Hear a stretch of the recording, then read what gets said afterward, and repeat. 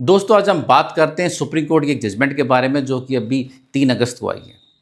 इस जजमेंट के हिसाब से अब गर्लफ्रेंड भी अपने बॉयफ्रेंड के ऊपर अगर वो लिविंग में रहती है तो दहेज का केस कर सकती है। इससे पहले सबसे पहले जजमेंट आई थी कि अगर लड़का लड़की दोनों लिविंग में रहते हैं तो ऐसे में लड़की लड़के के ऊपर डोमेस्टिक वायलेंस का केस कर सकती है। उसके बाद जजमेंट आई कि वो उससे मेंटेनेंस भी ले सकती है डीवी में, सिर्फ डीवी के अंदर, सेक्शन 144 या जो 125 उसके अंदर नहीं। लेकिन अब जो जजमेंट आई है उसके हिसाब से मेंटेनेंस भी मिल सकता है और साथ में दहेज जो सेक्शन 498 है पुराने वाला आईपीसी और साथ में नए वाला सेक्शन 85 बीनस का केस है, वो केस भी किया जा सकता है पति और उसके परिवार के ऊपर। देखिए ये जो जजमेंट है इसका स्कैनर है, यहाँ से आप इसको डाउनलोड कर सकते हैं।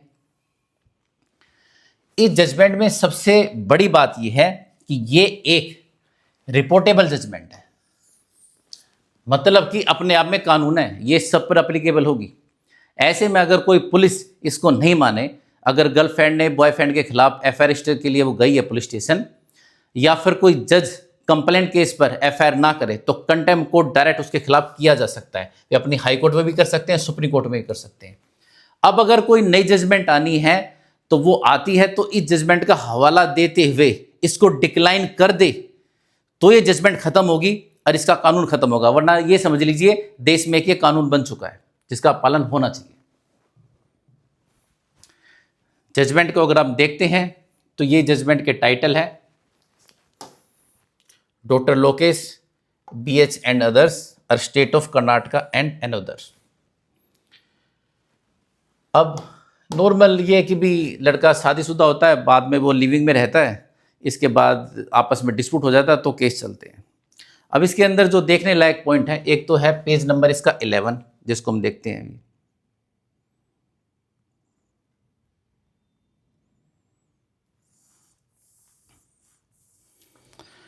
ये बात करता है कि रिलेवेंट प्रोविजंस की, कि भी कौन कौन से प्रोविजंस हैं जो कि एक हस्बैंड वाइफ या लिविंग में रहते हुए होंगे। वही सेम ये डावरी डेथ का, अगर लड़की की डेथ हो जाती है, इसके अलावा 498 जो दहेज का जिसके ऊपर ये जजमेंट है, ऐसे ही सेक्शन 125 मेंटेनेंस का वो भी है। इसके बाद ये जो नए सेक्शन उनको भी डिफाइन किया हुआ है।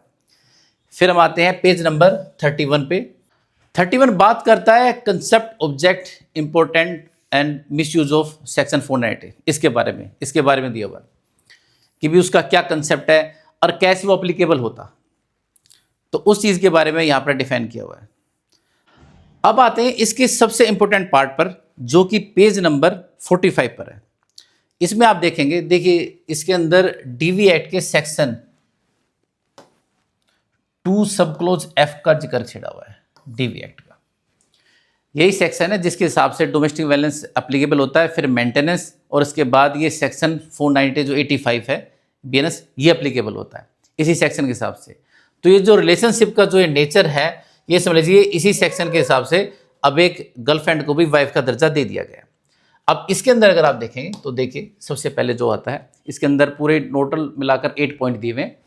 फर्स्ट जो पॉइंट है वो बात करता है duration of period of relationship, मतलब कितने समय तक आपके रिलेशनशिप, अगर लंबे रिलेशनशिप रहे हैं तो समझ लीजिए गर्लफ्रेंड आपके ऊपर ये केस कर सकती है दहेज का। दूसरा शेयर हाउस होल्ड, मतलब अगर आप दोनों एक ही घर में रहते हैं, शेयर हाउस होल्ड है, सेक्शन 2 सब क्लोज एस जो डीवी एक्ट का है, अगर एक ही जगह पर रहते हुए भी एक ही मकान में के अंदर रह रहे हैं तो ये दहेज का केस आपके ऊपर हो सकता है।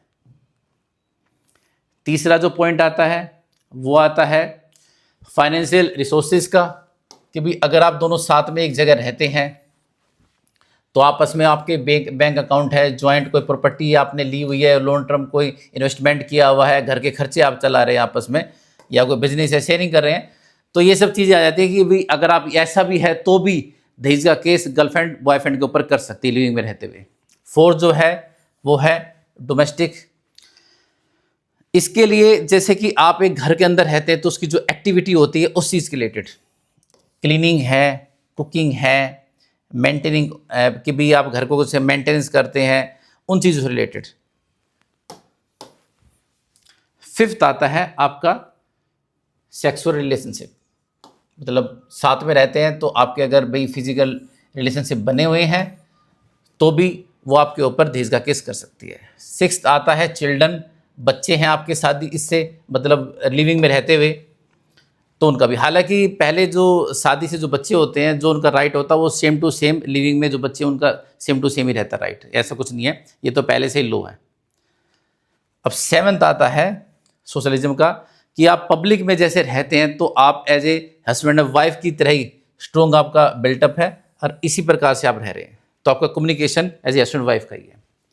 और 8th जो इसमें आता है वो इसी चीज़ के रिलेटेड है कि आप जिस प्रकार से भी एज ए हस्बैंड वाइफ रहते हैं और आपका बिल्टअप इसी प्रकार का, आप अपने जो रोल है वे भी इसी प्रकार से अदा कर रहे हैं,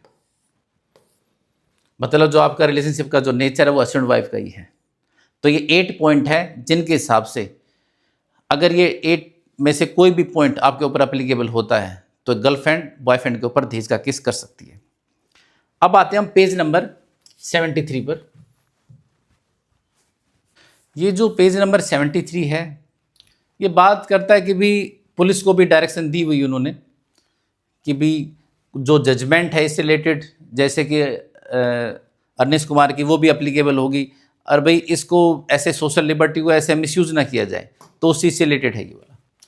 अब आता है इसका मेन कंक्लूजन जो कि आपका पेज नंबर 76 पर है।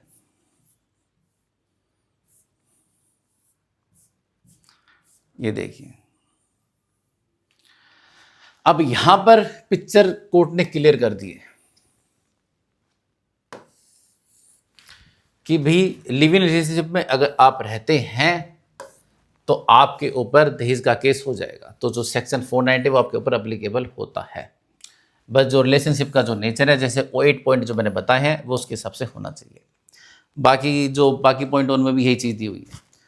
कुल मिलाकर ये है कि अब जो पहले एक पत्नी के अधिकार थे वे सारे के सारे अधिकार अब एक गर्लफ्रेंड को भी दे दिए गए हैं। अगर आप ये सोच रहे हैं कि भाई मैं शादी नहीं करूँगा, ऐसे लिविंग में रहूँगा तो मैं दहेज केस से बच जाऊँगा, मेंटेनेंस से बच जाऊँगा, हरेसमेंट से बच जाऊँगा, तो आप नहीं बचने वाले हैं। अब आपकी गर्लफ्रेंड भी सेम टू सेम सभी केस आपके ऊपर कर सकती है जो कि एक पत्नी कर सकती थी।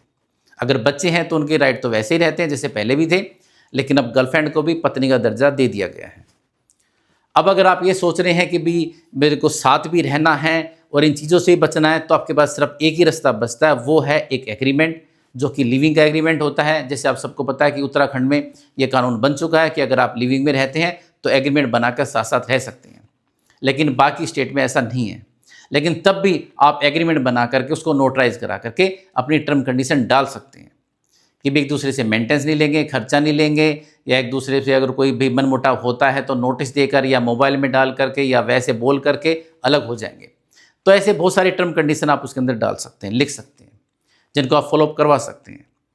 ये अब तक की सबसे बड़ी जजमेंट है जो कि इस चीज़ पर आई है, जिसने कि पिक्चर क्लियर कर दी। इससे पहले जो जजमेंट थी वे नॉर्मल थी, सुप्रीम कोर्ट की, हालांकि वे डायरेक्शन थी, लेकिन ये एक रिपोर्टेबल जजमेंट है, इसको मानना ही पड़ेगा।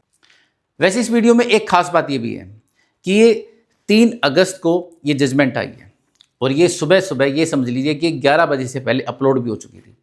हालांकि नॉर्मल अगर कोई कोर्ट जजमेंट देती है तो वो शाम को या अगले दिन या उससे अगले दिन ऐसे वो हमारे डिस्प्ले पर आती है। आप सुप्रीम कोर्ट की साइट पर जा करके देख सकते हैं, चेक कर सकते हैं। लेकिन ये जजमेंट सुबह सुबह ही आ गई, पूरे 77 पेजेस की ये जजमेंट है। और सबसे बड़ी बात यह है कि जैसे मैंने बताया कि ये रिपोर्टेबल है, ये एप्लीकेबल होगी और इसको पूरे देश के अंदर मानना होगा। अगर कोई नहीं मानता है तो कंटेम्प्ट कोर्ट उसके ऊपर डाल दिया जाएगा। तो दोस्तों आशा करता हूँ आज की वीडियो को पसंद आई होगी। तो मिलते हैं एक नई वीडियो में नई जानकारी साथ, तब तक के लिए नमस्कार।